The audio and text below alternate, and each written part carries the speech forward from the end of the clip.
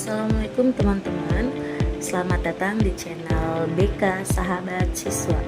Hari ini dengan saya Ibu Purnama-Sari, saya guru bimbingan konseling. Pada kesempatan kali ini kita akan membahas tentang salah satu materi untuk jenjang SMK kelas 1 di semester 1 ini.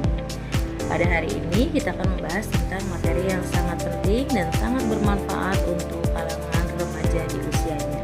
Selamat menyaksikan.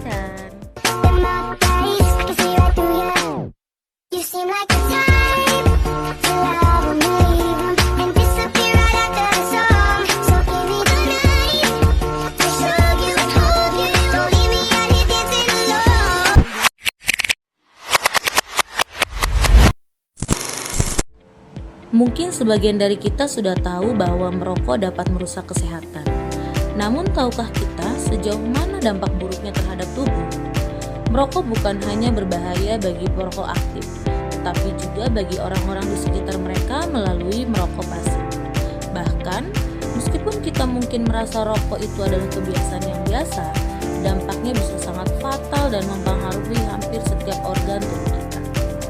Pada kesempatan ini, mari kita pelajari bersama mengapa rokok menjadi salah satu faktor utama penyebab penyakit mematikan dan mengapa berhenti merokok adalah langkah terbaik yang bisa kita ambil untuk kesehatan kita. Dengan memahami bahaya merokok, kita bisa membuat keputusan yang lebih bijak, baik untuk diri sendiri maupun orang di sekitar kita. Hanya yang di lingkungan rumahnya banyak sekali orang yang merokok, baik itu dari anak-anak, orang dewasa, bahkan para lansia di sekitar rumah kita. Mungkin juga ada yang orang tuanya suka merokok. Ya, rokok ini adalah apa sih? Rokok adalah gulungan tembakau yang ukurannya kira-kira sebesar kelingking yang berbalut daun nipah, kertas, dan bahan lainnya. Rokok biasanya dikonsumsi dengan membakar ujung dan mengisap ujung yang satunya. Rokok ini banyak sekali sekarang beredar di masyarakat. Apa sih itu merokok? Merokok adalah kebiasaan mengisap asap dari rokok yang mengandung nikotin dan berbagai zat berbahaya.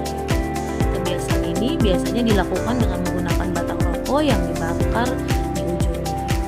Rokok yang sering kita jumpai ternyata banyak sekali jenisnya, dari mulai rokok tembakau, rokok elektronik, dan rokok sisa. Apa sih rokok tembakau itu?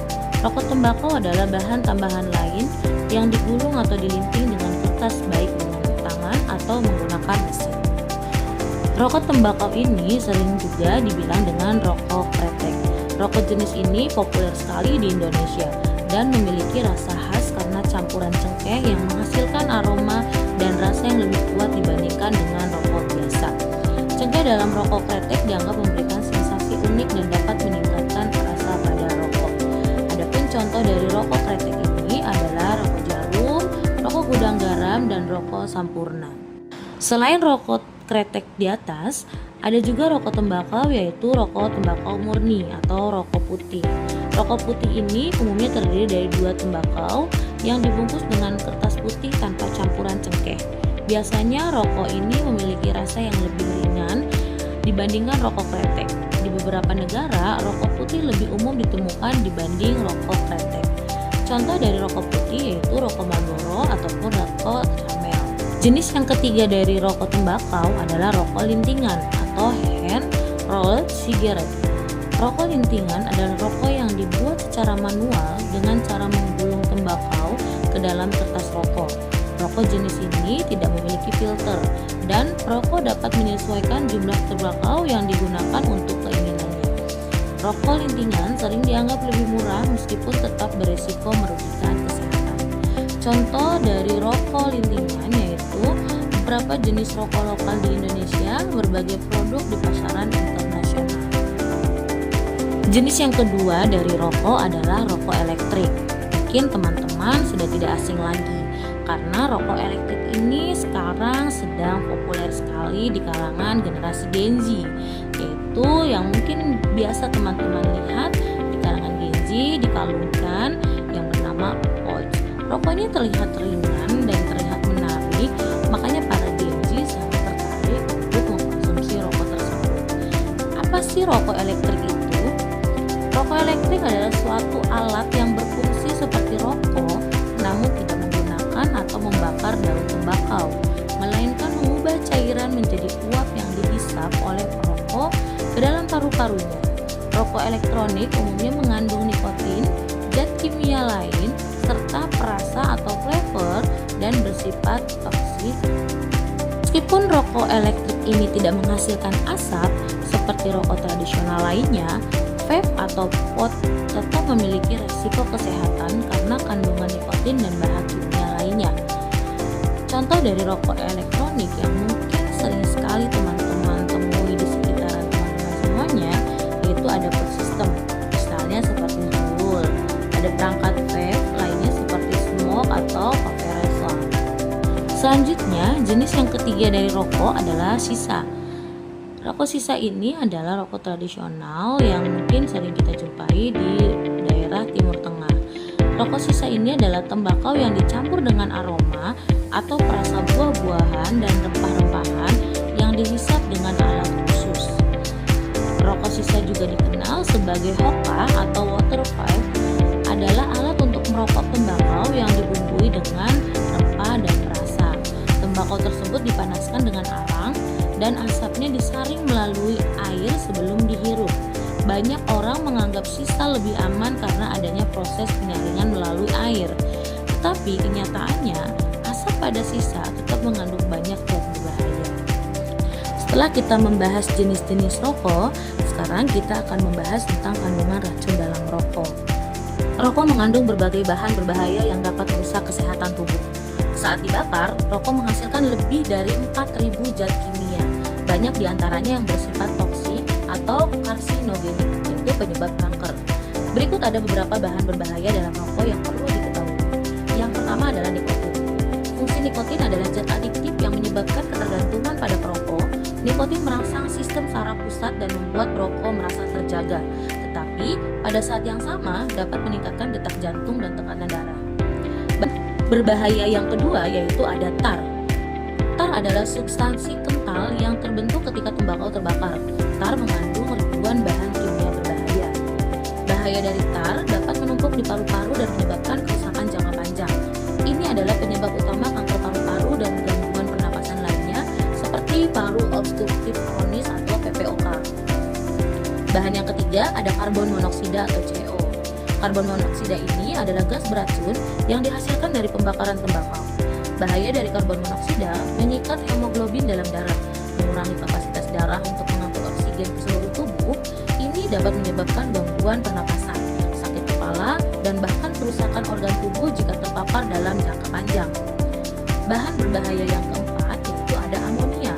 Amonia ini digunakan dalam pembuatan rokok untuk meningkatkan efek nikotin. Bahaya dari amonia dapat mengiritasi saluran pernapasan dan menyebabkan masalah pernapasan. Selain itu, paparan amonia dalam jangka panjang dapat meningkatkan resiko kanker paru-paru. Bahan berbahaya yang kelima yaitu ada hidrogen sianida. Fungsi dari hidrogen sianida adalah bahan kimia beracun yang terbentuk selama pembakaran tembakau. Bahaya dari hidrogen sianida adalah zat ini berbahaya bagi sistem pernapasan dan dapat merusak jaringan tubuh.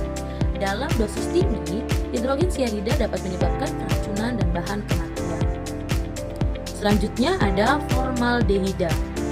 Fungsi formaldehida adalah zat yang digunakan dalam pengawetan tubuh dan juga dihasilkan dari pembakaran tembakau.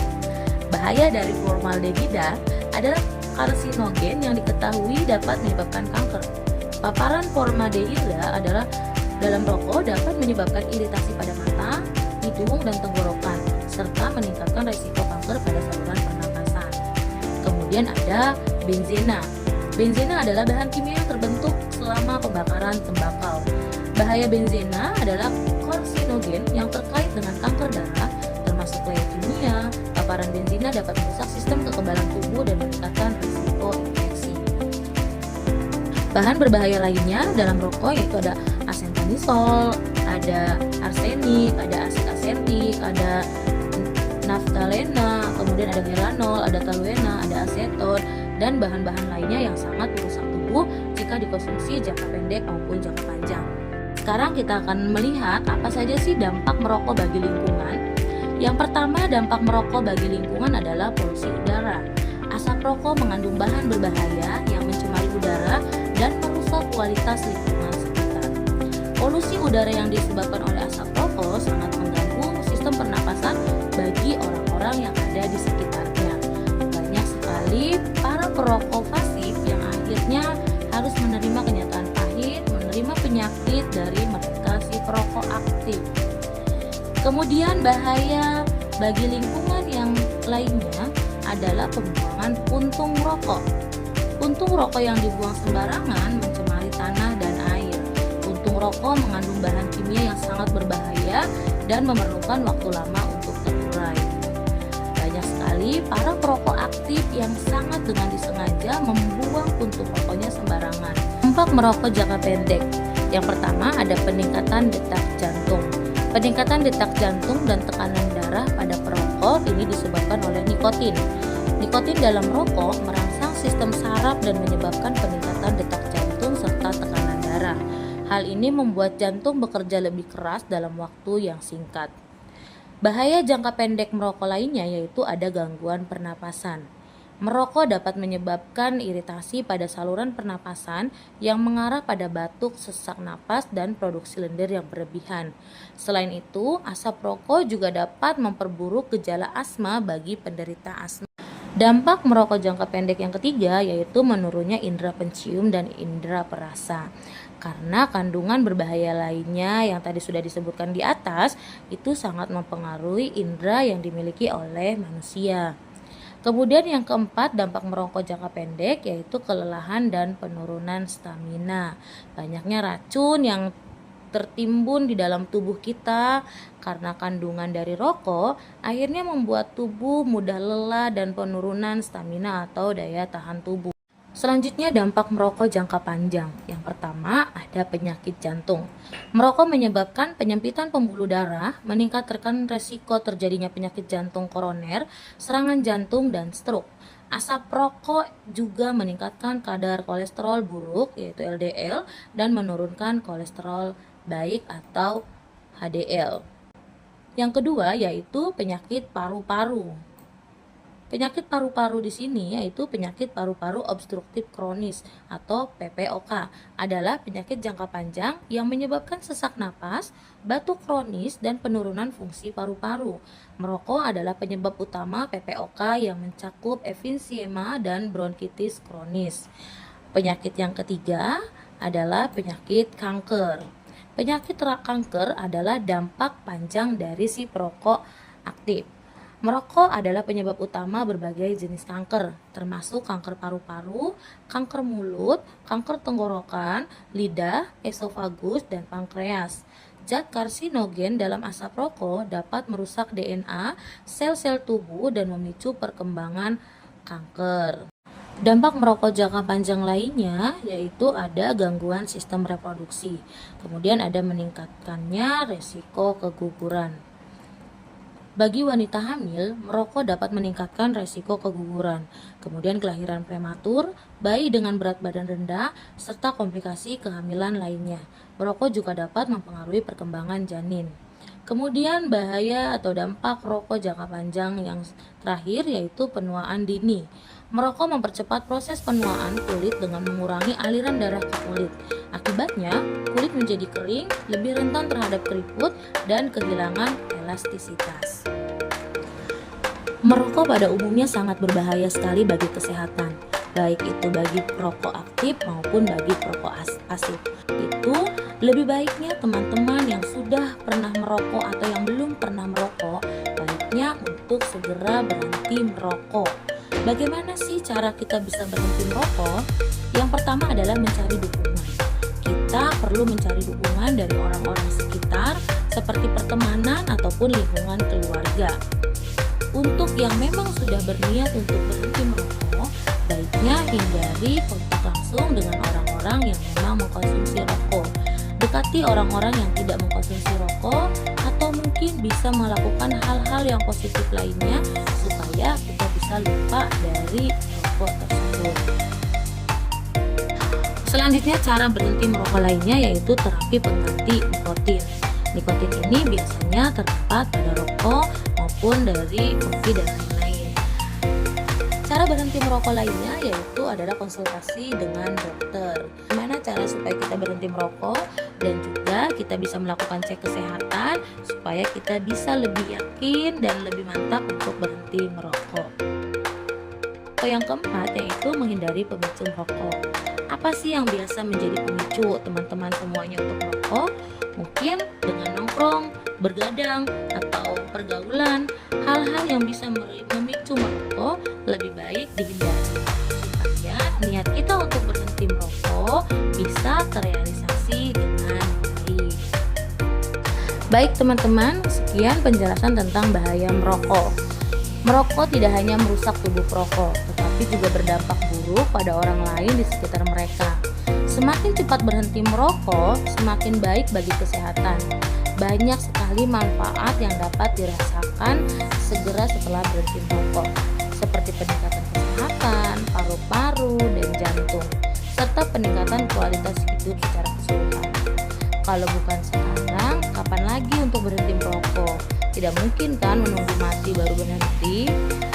Oke teman-teman, semoga teman-teman semua yang sudah mendengarkan materi tentang bahaya merokok bisa lebih paham, bisa lebih peduli dengan orang-orang di sekitarnya, dengan dirinya sendiri, bisa lebih sayang dengan kesehatannya. Yuk kita stop merokok dimanapun itu, baik di tempat tertutup maupun terbuka. Yuk kita jaga kesehatan supaya kita bisa hidup lebih panjang. Salam BK, salam bahagia. Terima kasih. Assalamualaikum warahmatullahi wabarakatuh.